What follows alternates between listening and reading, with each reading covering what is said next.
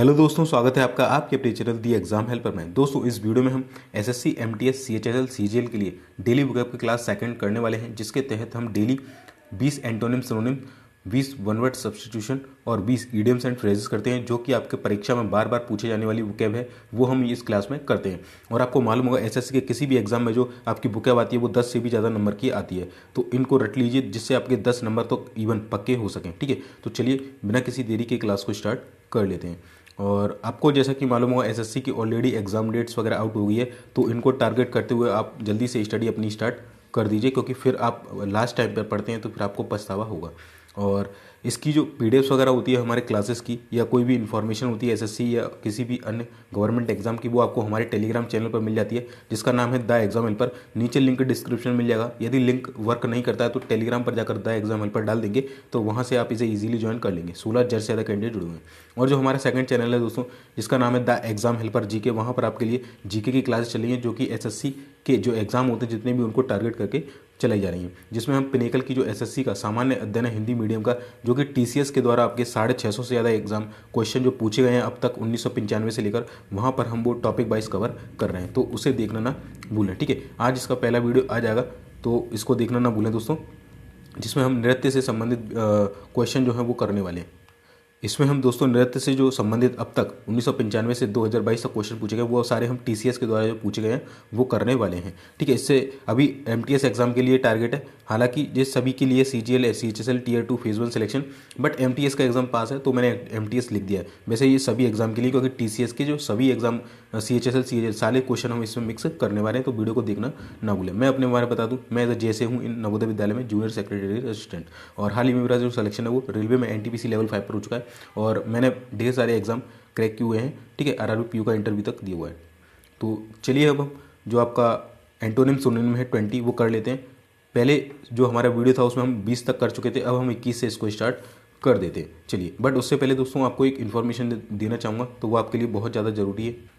दोस्तों, अगर आपको इस बार एसएससी, एमटीएस और हवलदार में सिलेक्शन लेना है तो आपको मॉक टेस्ट देना बहुत जरूरी है, क्योंकि इसी से आपकी स्पीड, एक्यूरेसी मेंटेन होती है और आपको पता चलता है कि आपका अभी कितना मार्क्स आ रहा है और आपको क्या क्या अभी इसमें सुधार करने की जरूरत है। तो एसएससी, एमटीएस के टेस्ट बुक के मॉक टेस्ट अवेलेबल, जिसमें आपको 633 टेस्ट मिल जाते हैं, जिसमें आपको 112 चैप्टर टेस्ट, 90 सेक्शनल टेस्ट हैं, 71 फुल टेस्ट हैं, और 192 प्रीवियस ईयर के सेक्शनल टेस्ट हैं, और 168 प्रीवियस ईयर के जो पेपर है वो आपको मिल जाते हैं। तो यहाँ से, क्योंकि आपको मालूम होगा एसएससी जो क्वेश्चन है हर बार प्रीवियस ईयर के पेपर को ही उठा के वो रिपीट कर देती है, डिट्टो क्वेश्चन रिपीट कर देती है। तो जितने ज़्यादा आप प्रीवियस ईयर देंगे तो वहीं से आपका सिलेक्शन होगा, क्योंकि इसमें टाइम मैनेजमेंट बहुत जरूरी होता है। तो अभी टेस्ट बुक पर ऑफर चला, जिसमें हर सिलेक्शन फतेह करके एक सीरीज है, जो कि सेल चल रही है 4 से 7 अप्रैल, जिसमें 299 का ईयरली पास मिला है। अगर आपको इस पर भी डिस्काउंट चाहिए तो आप हमारा कूपन कोड V1NW47 डाल देंगे, तो आपको इस पर भी डिस्काउंट देखने को मिल जाएगा। नीचे लिंक डिस्क्रिप्शन में, आप इसका स्क्रीनशॉट ले लिए, जब आप परचेस करें तो ये वाला कूपन कोड डाल देना, तो ये आपको लगभग 250 या 260 के आसपास पड़ जाएगा। ठीक है, इसके मंथली ईयरली प्लान आते हैं, तो आप ईयरली वाला ले लेना, बेस्ट है, जिसमें 710 से ज़्यादा एग्जाम कवर होते हैं, 68,000 से ज़्यादा मॉक टेस्ट मिलते हैं, 17,000 से ज़्यादा प्रीवियस ईयर के जो पेपर हैं आपको मिल जाते हैं। और यही नहीं कि आपको एसएससी, एमटीएस मिलेगा, जितने भी एसएससी के सीएचएसएल, सीजीएल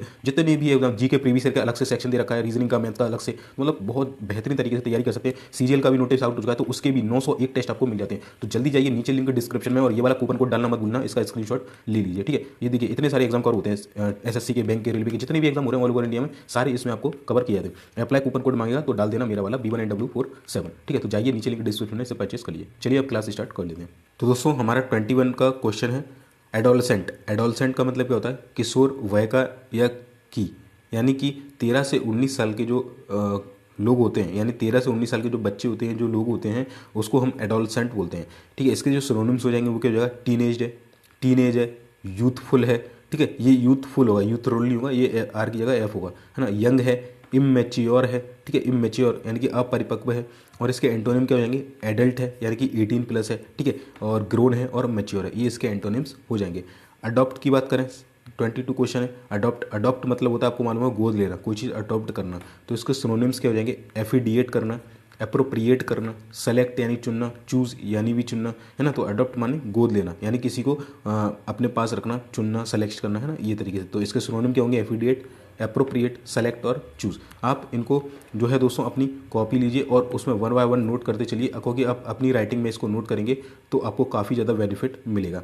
और इसकी जो पीडीएफ है वो भी मैं टेलीग्राम पर अवेलेबल करा देता हूँ, तो आप वहाँ से भी इसको पढ़ सकते हैं।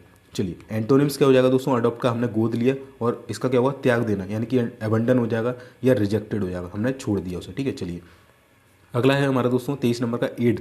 एड मतलब होता है सहायता देना, मदद करना, है ना, इस तरीके से। तो सहायता भी इसे आप बोल सकते हैं, भीख भी आप बोल सकते हैं। जैसे गरीब को आप कुछ पैसे देते हो तो आप भले ही वो उसका नाम एक भीख है, बट आप उसकी कहीं ना कहीं हेल्प कर रहे हो कि उसे 10-20 रुपये दे दिया आपने तो अपना खाने पीने का जो भी देख लेगा, ठीक है। तो इसके सिनोनिम क्या हो जाएंगे, असिस्टेंस करना। ये असिस्टेंस नहीं होगा, असिस्टेंस होगा, ठीक है, असिस्टेंस। इस बुक में थोड़ी सी मिस्टेक है तो मैं आपको बता चलूँ, असिस्टेंस होगा, एन और आ जाएगा, ठीक है, एन यहाँ पर। असिस्टेंट होगा, असिस्टेंस यानी होता है सहायता देना। आर्म्स हो जाएगा, बाउंटी हो जाएगा, रिलीफ हो जाएगा, हेल्प, इन सब का मतलब होता है सहायता या मदद करना। एंटोनिम क्या हो जाएंगे, अपोजिशन। अपोजिशन यानी कि विरोध में होना उसके, यानी कि बिल्कुल मदद न करना। दोस्त आपसे मदद मांग रहा है कि भाई मेरी एड कर दे, बट उसके आप अपोजिशन में, नहीं मैं नहीं करूँगा, है ना। रिटार्ड करना, रिटार्ड माने भी क्या होता है, मना कर देना या सहायता ना करना। विद स्टैंड यानी उसके विरोध में खड़े हो जाना, ये भी इसका मतलब होता है। चलिए अगला है दोस्तों 24 नंबर का एडुलेशन। एडुलेशन का मतलब होता है चापलूसी करना, है ना, एडुलेशन, है ना। आपको किसी से कोई काम कराना है तो आप उसकी चापलूसी करते हैं। जैसे देखा होगा कि जो आजकल नेता लोग हैं वो बहुत ज़्यादा चापलूसी करने लगे, अरे सर सर, अरे सर सर, अरे ये कर लो वो कर लो, है ना। तो इस तरीके से इसके सिनोनिम क्या होंगे, फ्लैटरी करना या ब्लेंडिशमेंट करना, ठीक है। तो इस तरीके से आप कर सकते हैं, है ना। तो ब्लेंडिशमेंट माने भी क्या होता है, चापलूसी। फ्लैटरी माने भी क्या होता है, चापलूसी। एडुलेशन माने भी चापलूसी होता है। एक वर्ड और होता है जिसका नाम है काजोल। इसका मतलब क्या होता है, चापलूसी करना, खुशामद करना, ठीक है, इस तरीके से। एंटोनिम क्यों जाएंगे, ओबलोक्यू, है ना। ओबलोक्यू का मतलब होता है अपमान करना, यानी कि पहले तो आप उसकी चापलूसी खूब बड़ाई कर रहे थे, अरे भाई आप ऐसे, अब क्या करने लगे, आप अपना अब आप क्या करने लगे, उसका अपमान करने लगे। तो इसको मैंने ट्रिक बनाई थी कि ओब लोक क्यों, तो अब लोग क्यों आपका अपमान कर रहे हैं, तो ऐसे याद रखते हैं, अब लोग क्यों। इस तरीके से ट्रिक आप थोड़ी थोड़ी बनाते रहिएगा, मैं इसी तरीके से मैंने याद की है ये ट्रिक सारी, है ना। तो अब लोग क्यों आपका अपमान करते हैं, ठीक है। रिब्यूक, रिब्यूक मतलब भी डांटना करना, है ना। इंसल्ट माने भी बेइज्जती करना, और रेप्रीमेंड माने भी वही होता है, बेइज्जती या डांटना। चलिए एडवांस, एडवांस मतलब आपको होता है प्रगति करना या बढ़ाना, है ना। एडवांस में कोई चीज़ करना, प्रगति करना, एडवांस, उसका एडवांस वर्जन। जैसे एंड्रॉयड आता है अभी, है ना, शायद 12 चल रहा है अभी, फिर 13 आएगा तो उसका एडवांस वर्जन आ गया, इस तरीके से। तो क्या करते हैं हम, उस चीज़ को आगे करते हैं, उसकी प्रगति करते हैं, यानी कि उसको पुश करते हैं, प्रोग्रेस करते हैं उसमें, उसको इन्हेंस करते हैं, उसको फॉरवर्ड करते हैं, उसको मूव करते हैं आगे की ओर, ठीक है, इस तरीके से। एंटोनिम क्या हो जाएंगे दोस्तों, उसको रिट्रैक्ट करना, यानी कि ट्रैक, आप ऐसे आ सकते हैं कि री माने होता है वापस, और ट्रैक, ट्रैक आपने दौड़ने का जो होता है ना, उससे आप लगा सकते हैं इसकी ट्रिक कि री यानी वापस लाना, किस पर, ट्रैक पे, है ना। तो वो आगे जा रहा था, आप उसको कह लें चल वापस आ, रिट्रैक्ट यानी कि उसको पीछे खींचना, है ना। तो रिट्रैक्ट यानी पीछे खींचना। लोअर कर देना, नीचे कर देना। रिट्रोग्रेस करना, प्रोग्रेस, यहाँ पे देखा प्रोग्रेस यानी कि आगे आगे बढ़ना, इसका एंटोनिम होता है रिट्रोग्रेस यानी पीछे खींचना। हाल्ट, उसको बाधा उत्पन्न करना, है ना। जैसे आपने रेलवे स्टेशन में सुना होगा कि हाल्ट है, हाल्ट में क्या होता है, गाड़ी रुकती है, तो हाल्ट मतलब रोकना, है ना। रिटार्ड करना, है ना, इसका मतलब भी क्या होता है, रोकना, ठीक है। चलिए अगला है दोस्तों 26 नंबर हम पढ़ लेते हैं। 26 का है एडजेसेंट। एडजेसेंट, एडजेसेंट का मतलब होता है सटा हुआ, सटा हुआ, लगा हुआ, बगल का। मतलब एक ये बक्सा है और ये एक कमरा है ये, और इसी से ये कमरा है और ये बी कमरा, तो इसी से बिल्कुल जुड़ा हुआ है, सटा हुआ है, तो इसको बोलते हैं एडजेसेंट। यानी सिनोनिम क्या है, नियर, तो इसके जो बगल में ही है ना, नेबरिंग, पड़ोसी है ना, इस तरीके से। और इसके एंटोनिम क्या होंगे, दूर, यानी रिमोट, रिमोट माने भी दूर। आपने टीवी देखी होगी, ये मान के चलिए टीवी है, तो रिमोट को क्या आप बिल्कुल इससे चिपका के चलाते हो, तो रिमोट आप जहाँ से भी चला सकते हो, यहाँ से भी चला सकते हो, यहाँ से भी चला, तो दूर से भी आप चला सकते हो, तो रिमोट यानी दूर। डिस्टेंट, डिस्टेंस माने दूर, दूरस्थ होता है डिस्टेंट माने, है ना, या डिस्टेंस हो जाएगा, डिस्टेंस माने दूरी होता है, उसी से माना है डिस्टेंट यानी दूर। और अबे, अबे माने भी दूर होता है। बियॉन्ड यानी कि के परे या से आगे, इसका मतलब भी दूर होता है, बियॉन्ड है भाई, है ना। चलिए अगला है एग्रावेट। एग्रावेट का होता है भड़काना, उत्तेजित करना, है ना, मतलब किसी को भड़का देना, है ना। एग्रावेट करना, उत्तेजित करना, उसको मतलब उससे कुछ ऐसी बात कर देना कि वो आग बबूला हो जाए, इस तरीके से, तो एग्रावेट करना उसको, ठीक है। चलिए तो सिनोनिम क्या हो जाएंगे इसके, टेंटलाइज करना, यानी उसे टेंटलाइज करना। इनहेंस करना, मतलब वो शांत बैठा था तो हमको चिंगारी ला दी, उसको इनहेंस कर दिया। प्रोवोक करना, प्रोवोक का मतलब भी होता है भड़काना, गाली देना। इंक्रीज करना, कोई चीज़ बढ़ाना, है ना। वर्सन करना, जो स्थिति थी उसको बद से बदतर कर देना, मतलब आग में घी डाल देना, इस तरीके से। तो एग्रावेट का मतलब होता है उत्तेजित करना, ठीक है। एंटोनिम क्या हो जाएंगे इसको, शांत करना, यानी सॉफन करना, भाई शांत हो जाए, शांत हो, सॉफन करना, ईजी कर देना, उसको सॉफ्ट कर देना, है ना। पहले हार्ड था उसको सॉफ्ट कर दिया। डिमिनिश, डिमिनिश का मतलब भी होता है बुझाना, शांत करना, है ना। सूते, सूते को मैंने इस तरीके से याद रखा है भाई, सूत, उसको अपन बोलते हैं ना भाई इसको सूत दे, है ना। जैसे लड़ाई हो जाती है कहीं पे जाते हैं तो उसको दे भाई, इसको लगे सूत दे इसको, है ना, तो सूत दोगे तो शांत हो जाएगा, ठीक है, इस तरीके। एप ईज करना, एप ईज मतलब भी शांत करना होता है ना, शांत करना, कम करना, इस तरीके से। चलिए अगला है दोस्तों अमैक्यूलेट।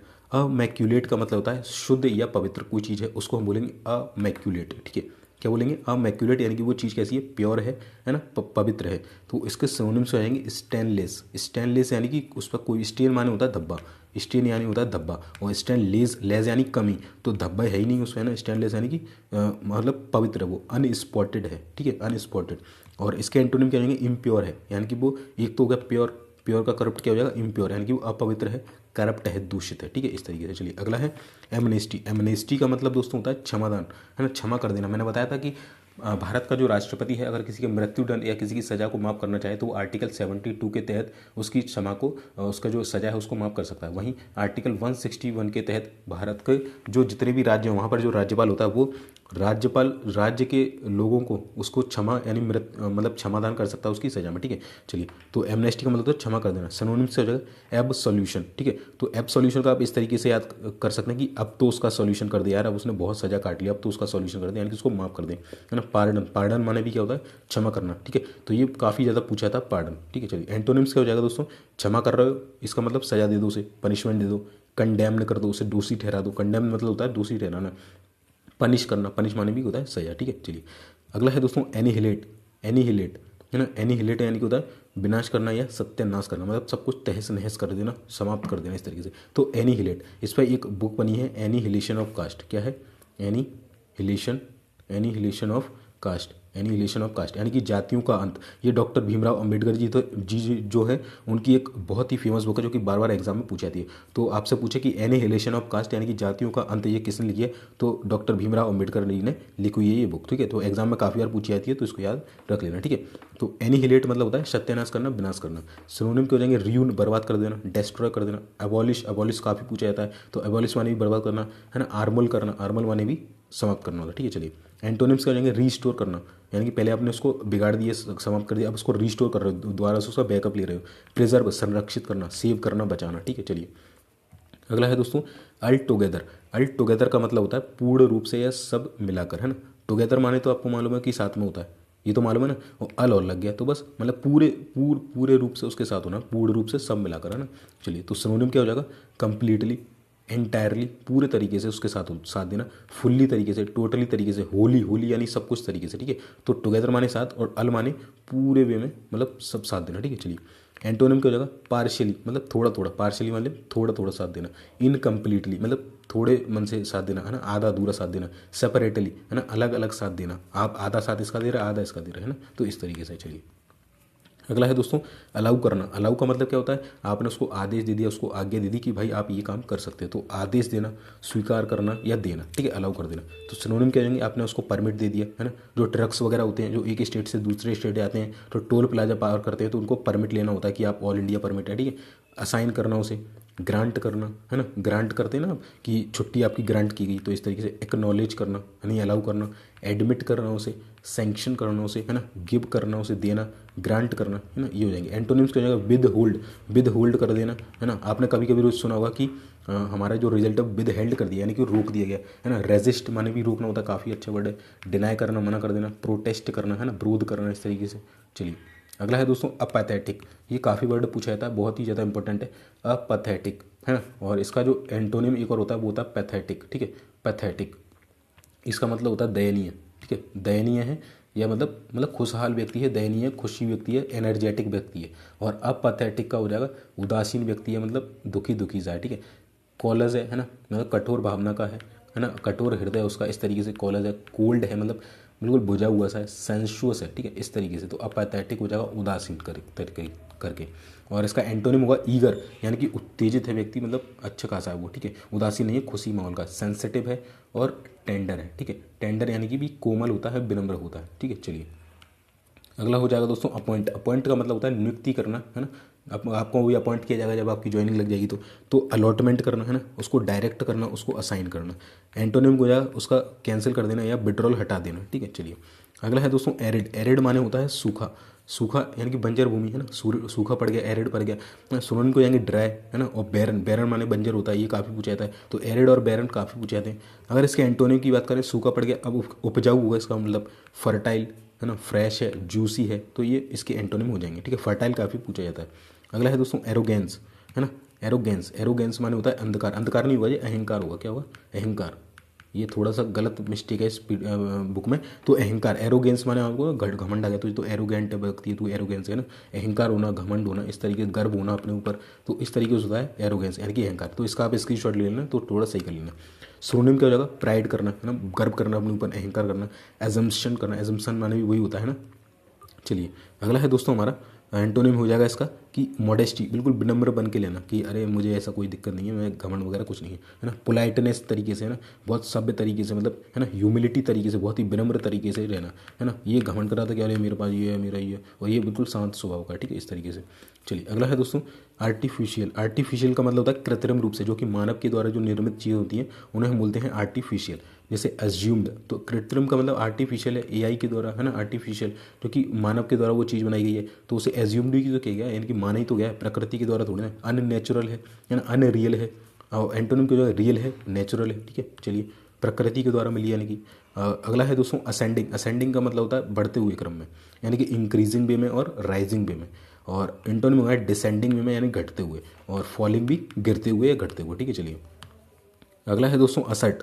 असर्ट का मतलब होता है स्थापित करना, ठीक है। असर्ट का मतलब क्या होता है, स्थापित करना, यानी कि असर्ट मतलब होता है अफर्म, मजबूत करना, डिक्लेयर करना, से करना, स्टेट करना, कोई कथन कहना है ना। असर्ट मतलब होता है बेसिकली कोई अब जो बात है वो बलपूर्वक कहना है ना, असर्ट दावे के साथ कोई बात कहना, यानी तो अफर्म मजबूती के साथ कोई कहना, अफर्म मानी मजबूत है, डिक्लेयर कर देना कि नहीं ये बात सत्य है, से कहना, स्टेट यानी कि ये कथन है, ठीक है। चलिए एंटोनिम को जाकर डिनाई, मना कर देना, अपोज विरुद्ध में रहना, डाउट की स्थिति में रहना, यहाँ आप बोल रहे थे कि बिल्कुल सत्य बात है, आप डाउट में आ गए है ना, और रिफ्यूज़ मना कर देना कि नहीं ये सत्य नहीं है, और रिजेक्ट कर देना यानी कि मना कर देना, तो ये हो जाएगा। चलिए नेक्स्ट हमारा 40 नंबर का वर्ड ऑगमेंट। ऑगमेंट का मतलब होता है दोस्तों बढ़ाना, ठीक है। ऑगमेंट का मतलब क्या होता है, बढ़ाना, यानी कि ऑगमेंट का मतलब तो बढ़ाना यानी कि इंक्रीज करना, कोई चीज़ एक्सटेंड करना, ठीक है। एंटोनिम को जाएगा रिड्यूस करना यानी घटाना या डिमिनिश करना, इसको कम करना या शांत करना, इस तरीके से। चलिए अब हम दोस्तों देख लेते हैं 21 वर्ड सब्स्टिट्यूशन। इससे पहले हम 20 कर चुके थे, अब हम 21 से करते हैं। तो सबसे पहला है ऑल ट्रस्ट। ऑल ट्रस्ट का मतलब होता है दोस्तों परोपकारी, यानी कि जो दूसरे के बारे में हमेशा सोचता है उसको बोलते हैं ऑल ट्रस्ट, यानी कि जो औरों पर ट्रस्ट करता है उसको बोलते हैं परोपकारी। A person who thinks unselfishly for others, यानी कि अपने बारे में बिना सोचते वो दूसरे के बारे में ज़्यादा सोचता है, उसको बोलते हैं ऑल ट्रस्ट, ठीक है। अनार्की। अनार्की का मतलब होता है अराजकता, राज विप्लव, अशासन या बलवा, यानी कि अनार्की का मतलब होता है एक ऐसी स्थिति जहाँ पर किसी भी देश जो है वहाँ पर कोई भी गवर्नमेंट नहीं है, यानी कि the absence of government in a country, उसको बोलते हैं अनार्की, अराजकता, ठीक है। जैसे अभी श्रीलंका में हो गया था ना कुछ समय पहले, तो वही है। चलिए अगला है दोस्तों एनिवर्सरी। एनिवर्सरी की ध्यान रखना, स्पेलिंग ध्यान रखना, ये काफ़ी बार एसएससी के द्वारा रिपीट की गई, लगभग 100 से भी ज़्यादा बार ये एसएससी के द्वारा रिपीट कर दी गई ये वाली स्पेलिंग। बहुत सारे एग्जाम में एनिवर्सरी की स्पेलिंग पूछ जाती है। तो ANNIVERSARY, ठीक है, ये ध्यान रखना, SARY, बहुत सारे ई कर देते हैं यहाँ पर, तो SARY होता है, ठीक है। और एनिवर्सरी का मतलब होता है जो कि हर साल जो चीज़ होती है, यानी कि yearly return of the date of an event.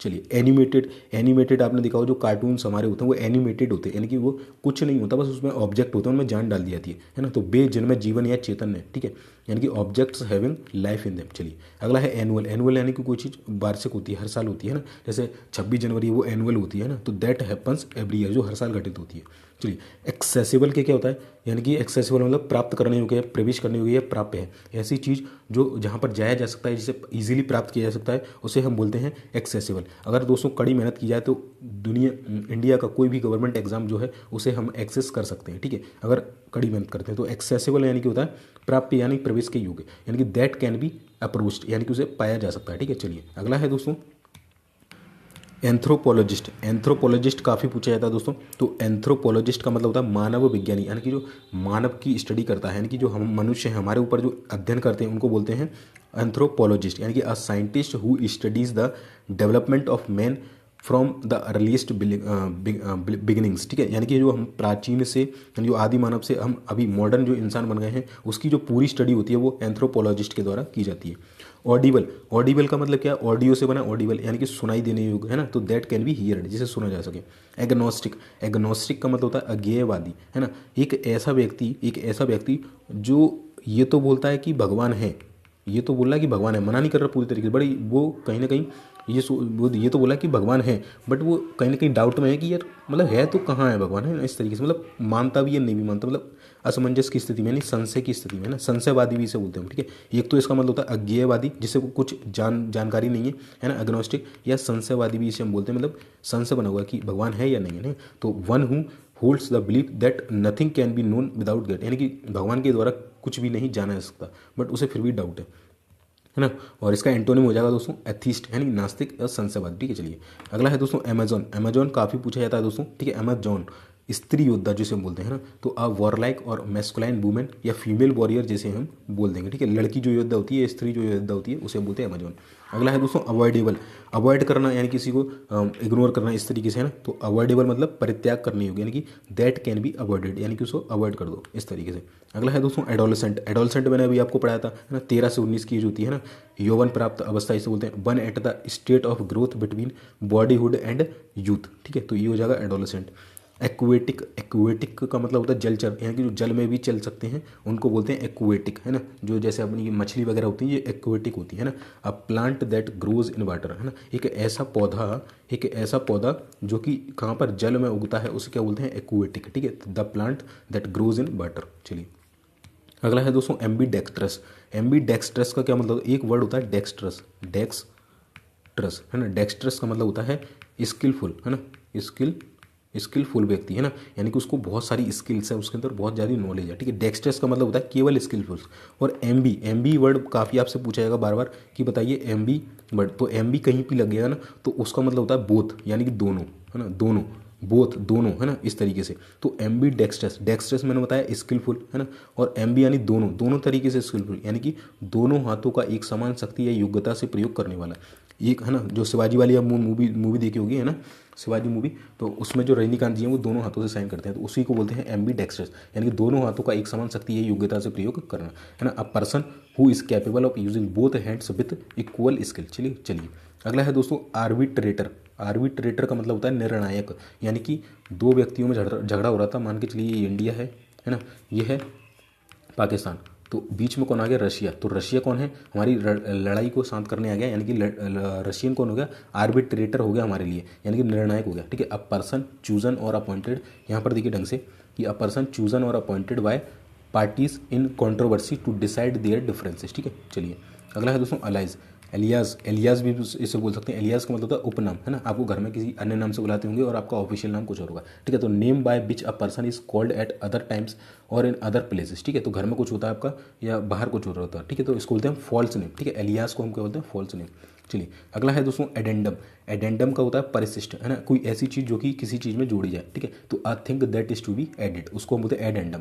तो ऐड करना एंड में, है ना, आप इस तरीके से याद रख सकते हैं कि ऐड करना एंड में, है ना, तो उसी को बोल दिया एडेंडम, ठीक है। चलिए अगला है दोस्तों एस्ट्रोलॉजी। एस्ट्रोलॉजी का होता है दोस्तों नक्षत्र विद्या या देवज्ञ विद्या, यानी कि the theory that interprets influence of planets and stars on human events, है ना।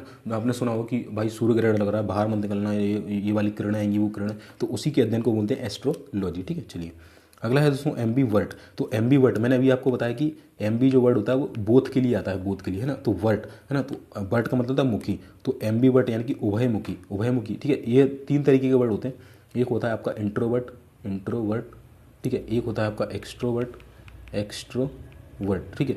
इंट्रोवर्ट का मतलब होता है इंट्रो यानी कि अंदर, आत्म, है ना, आत्ममुखी, है ना, इस तरीके से अंदरमुखी। तो इसका मतलब होता है कोई व्यक्ति है बस अपने तक चीज़ें सीमित रखता है, मतलब किसी को बताता नहीं जाता। एक्सट्रोवर्ट मतलब जो सबको बताते रहता है कुछ ना कुछ, मतलब उसके मन में कोई बात पचती नहीं, उसको बोलते हैं एक्सट्रो, यानी बाहर तक। और एम्बिवर्ट दोनों, अंदर भी बाहर भी, ठीक है। तो one who turns thoughts both inwards and outwards, ठीक है। तो ये हो जाएगा इसका। अगला है दोस्तों लास्ट अल्टरनेट का मतलब होता है क्रम से एक के बाद दूसरा जो चीज़ होती है उसको बोलते हैं अल्टरनेट, यानी कि one who substitutes for another, ठीक है। एक जो उसका दूसरा विकल्प है उसको बोलते हैं अल्टरनेट, या एक के बाद दूसरा। चलिए अब हम दोस्तों आपके वन वर्ड्स वो ईडियम्स एंड फ्रेजेस कर लेते हैं। हमारा ए से स्टार्ट था, तो ए के कुछ बाकी रह गए थे। हम ये ईडियम्स और फ्रेजेस जो होते हैं वो ABCD के माध्यम से कर रहे हैं। सबसे पहले हम ए करेंगे कंप्लीट, फिर बी। तो ए के हमने कल कुछ आधे कर लिए थे, आज जो कुछ बचे आज हम कंप्लीट कर लेते हैं। तो चलिए, तो इसका पहला है to have an axe to grind, यानी कि स्वार्थ प्रवृत्ति रखना, यानी कि सेल्फिश मोटिव रखना, मतलब अपने से मतलब रखना, उसको बोलते हैं to have an axe to grind, ठीक है। चलिए एडम्स एली, काफ़ी पूछा था एडम्स एली का मतलब क्या था, तो उसका मतलब शुद्ध जल यानी pure water. At a snail's pace, आपने स्नेल्स देखी होगा ना, घेंगा आपने सुना होगा, घेंगा है ना, स्नेल। तो स्नेल क्या होती है भाई, छोटी सी होती है ना, छोटी सी ऐसे गुंडी सी निकली होती है, तो बहुत धीरे धीरे चलती है, बहुत धीरे धीरे, तो मतलब धीमी गति से चलना, धीमी गति से वेरी स्लोली, ठीक है। तो एट अ स्नेल स्पेस यानी कि धीमी गति से चलना, वेरी स्लोली कोई काम करना। चलिए अगला है all and sundry. All and sundry, तो ऑल का मतलब भी होता है सब कुछ, सन्ड्री का मतलब भी होता है सब कुछ, तो सब कुछ सभी, यानी कि एवरीथिंग या ऑल द पीपल। चलिए अगला है दोस्तों अल्फा एंड ओमेगा। क्या है, अल्फा एंड ओमेगा। तो अल्फा एंड ओमेगा का मतलब होता है शुरू से लेकर अंत तक, यानी कि फ्रॉम बिगिनिंग टू एंड, यानी कि शुरू से लेकर बिल्कुल अंत तक आपको मेहनत करनी है, जब तक आपका सिलेक्शन नहीं होता है एसएससी में किसी भी एग्जाम में, ठीक है। तो अल्फा एंड ओमेगा आपको करना है। चलिए अब फ्रीलांस। अब फ्रीलांस का मतलब होता है लचीला आदर्श, एक ऐसा आदर्श जो अभी आपने मान के चलिए, अभी आपने भयंकर टाइम टेबल बना लिया, आप बिल्कुल मोटिवेट हो गए कि नहीं कल से मैं पढ़ूंगा, और कुछ ही समय बाद, एक दो दिन बाद आपका, आप फ्रीलांस हो गया। आप कैसे होगा, फ्रीलांस हो मतलब बिल्कुल फ्री हुआ, स्टडी से पढ़ ही नहीं रहे। तो आप इस तरीके से याद रख सकते हैं, लचीला आदर्श मतलब आपने बनाया, कुछ समय बाद वो टूट गया, ठीक है। तो आदर्शवादी बनिए। चलिए अगला है दोस्तों apple pie order. Apple pie order का होता है सही ढंग से रखा जाना, है ना। एप्पल पाई ऑर्डर, ऑर्डर में कोई चीज़ रखे जाना, वो भी किस तरीके से, पहले एप्पल आएगा फिर पाई आएगी, इस तरीके से आप याद रख सकते कि भैया पहले एप्पल आएगा फिर पाई आएगी, उसका ऑर्डर बनाइए। तो सही ढंग से रखना, यानी कि ऑर्डर वे में रखना, ठीक है। चलिए अगला है दोस्तों एट एन आर्म्स लेंथ। आपका हाथ कितना बड़ा होता है, ये मान के चलिए आपका हाथ है, ठीक है, ये आपका हाथ है। तो एट एन आर्म्स लेंथ, है ना, मतलब एक हाथ की दूरी बना के रखो। आप जब बचपन में स्कूल में प्रेयर वगैरह करते थे तो आपसे बोलते ना कि एक हाथ की डिस्टेंस बना ली सभी, यानी कि दूरी रखना, है ना। तो एट एन आर्म्स लेंथ यानी कि एक हाथ की दूरी, यानी किसी खतरे या बुराई से दूरी बनाए रखना, है ना। तो मतलब एक हाथ की दूरी रखना किसी भी खतरे या बुराई से, ठीक है। तो ये रहेगा। At a loss. At a loss का क्या होता है, घबराहट के कारण अनिश्चय की स्थिति, नहीं तो वो लॉस में चला गया, तो घबरा गया और वो अनिश्चय की स्थिति में, उसे समझ में नहीं आ रहा कि क्या करें। तो बिजनेस कर रहा था वो, अब वो बिजनेस में क्या हो गया, एट अ लॉस हो गया, यानी लॉस में चला गया, अब उसे समझ में नहीं आ रहा, घबराहट हो रही है उसे कि मैं क्या करूँगा, कैसे आगे बढ़ूँगा, ठीक है। तो इस तरीके से, या वो एग्जाम में फेल हो गया तो वो लॉस में चला गया, तो इस तरीके से बोलते हैं, ठीक है। अगला है दोस्तों at loggerheads. At loggerheads का मतलब होता है शत्रुता की स्थिति, यानी कि इन डिस्प्यूट या क्वेरली, है ना, झगड़े की जो चीज़ होती है, झगड़े की जो स्थिति होती है उसको बोलते हैं एट लॉगर्स हेड, ठीक है। चलिए अगला है दोस्तों to add fuel to fire. To add fuel to fire मतलब आग ही जल रही थी, है ना, आग ही कैसे जलती भाई, कुछ इस तरीके से लपटें, है ना, कुछ इस तरीके से लपटें निकल रही थी, आपने लेके भाई इसमें घी डाल दिया, डिब्बा बनाओ डिब्बा, लो भाई डिब्बा बना दिए, इसमें घी डाल दिया, तो वो ये आग बढ़ गई, है ना, ये आग क्या हुई, ये और ऊपर आ गई। तो क्या करा आपने, to add fuel to fire, यानी कि आग में घी डालने की स्थिति, यानी कि कोई मैटर चल रहा था, कोई बंदा पहले से ही दुखी था, आपने उसमें और घी डाल दिया, ले तो भाई वो और बढ़ जाएगा ना, तो और अधिक भड़काने की कार्रवाई, ठीक है। चलिए अगला है दोस्तों at daggers down. At daggers down का मतलब होता है दुश्मनी, है ना, पारस्परिक शत्रुता या गहरी दुश्मनी जिसे बोलते हैं। वेरी अनफ्रेंडली या हॉस्टाइल, हॉस्टाइल माने भी होता है दुश्मनी, ठीक है। तो एट डैगर्स डाउन काफ़ी पूछा जाता है, ध्यान रखना। चलिए एन आई वॉश। एन आई वॉश मतलब कि सामने से धोखा दे देना, एन आई वॉश मतलब आंखों को धोखा दे देना, एक तरह आंखें धो दी उसकी आपने, है ना, आपने मतलब वो आपकी आंखें धोके चला गया, ये एन आई वॉश यानी कि आपको धोखा दे के चला गया। एन एक्स टू ग्रैंड हम ऊपर कर चुके हैं। स्वार्थ प्रवृत्ति रखना है, यानी कि टू हैव सेल्फिश मोटिव या कंप्लीटली कंफ्यूज मतलब पता ही नहीं उसे क्या चल रहा है ना, अपने से मतलब रखता है। चलिए अगला है एट वंस विट्स एंड, है ना। तो एट वंस, वंस मानी खुद की, और बिट, बिट का मतलब होता है अक्ल, है ना, एंड तो खुद की अकल क्या हो, समाप्त हो जाना, यानी कि घबरा जाना, मतलब कुछ समझ में नहीं आ रहा उसको क्या करे, एकदम से घबरा गया वो, और होश खो बैठना, ठीक है, ये चीज़ें। चलिए अगला है दोस्तों अल्मा मीटर। अल्मा मीटर का होता है शैक्षिक या मात्र संस्था या पाठ संस्थान, यानी कि जो आपके स्कूल के डेज जो थे, स्कूलिंग जो डेज होते हैं उसको बोलते हैं अल्मा मीटर, है ना। अगला है दोस्तों at the outset. At the outset यानी आरंभ में, है ना, तो एट दी आउटसेट यानी कि आरंभ में होता है इसका मतलब, ठीक है। अगला है ऑल एट सी। तो चारों तरफ समुद्र, आप खड़े हैं भाई, एक शिप में जा रहे हैं, मान के चलिए एक शिप में आप खड़े हैं, चारों तरफ समुद्र दिख रहा है, तो भाई आप क्या करेंगे जी बताना, आपके पास कोई साधन नहीं, तो आप कंफ्यूज हो जाएंगे कि भाई किधर जाऊँ, इधर जाऊँ, इधर जाऊँ, इधर जाऊँ, इधर जाऊँ, कहाँ मुझे किनारा मिलेगा। तो आप बिल्कुल कंफ्यूज है कि चारों तरफ भाई समुद्र दिख रहा है, तो पूर्ण रूपेण भ्रमित यानी कि कंप्लीटली कंफ्यूज। X out. तो एक्स आउट, तो अब भाई एक्स की बात आई है, आप समझ रहे हो ना, एक्स, तो एक्स को तो क्या करते हैं, सब लोग आउट कर देते हैं, ठीक है। तो समझ लो आप, है ना, कि किसकी बात कर रहा हूँ मैं। तो एक्स को क्या करते हैं सब लोग, चल निकल, है ना, तो एक्स को आउट कर देना, यानी कि टू टर्न आउट, यानी कि उसको बाहर निकाल देना, इस तरीके से। अगला है दोस्तों to allow the grass to grow under one's feet, यानी कि किसी को अलाउ कर देना, भाई वो बैठा हुआ है और उसका काम था घास काटने का, और वहीं वो ग्राउंड में बैठता है, तो आपने बोल दी भाई तू ऐसा कर, घास मत काट, अभी छोटी छोटी है, तू बढ़ने दे, तो वो क्या कर रहा है, काम को डिले कर रहा हो, बैठा ही है, मतलब वो बिल्कुल लेजी हो गया, है ना। तो to allow the grass to grow under one's feet, है ना, तो क्या होना, सुस्त हो जाना, लेजी हो जाना, टू बी लेजी, भाई उसका काम नहीं करवाओगे तो उसकी आदत बन जाएगी, वो लेजी हो जाएगा, ठीक है। तो टू बी लेजी। तो यहाँ पर हमने ए के जितने भी ईडियम्स रजिस्टर थे कंप्लीट कर लिए। कल हम बी से इसको स्टार्ट कर देंगे और कल थर्ड इसकी क्लास रहेगी। कल से आपको डेली सुबह ही क्लास मिल जाया करेगी दोस्तों। कल आपको क्लास परसों क्लास आई थी, कल नहीं आई थी किसी कारण से, ठीक है, पर आज से डेली आपको क्लासेस मिला करेगी। सुबह 8 या 9 बजे तक आपको क्लास मिल जाएगी। और वीडियो अच्छा लगा हो तो हमारे चैनल द एग्जाम हेल्पर को सब्सक्राइब करके बेल का बटन दबा देना, नेक्स्ट अपडेट आपको जल्दी मिल जाएगी। और वीडियो देखने के लिए आपका बहुत बहुत धन्यवाद। Please like comment and share करना ना भूलें। तब तक के लिए जय हिंद, जय भारत।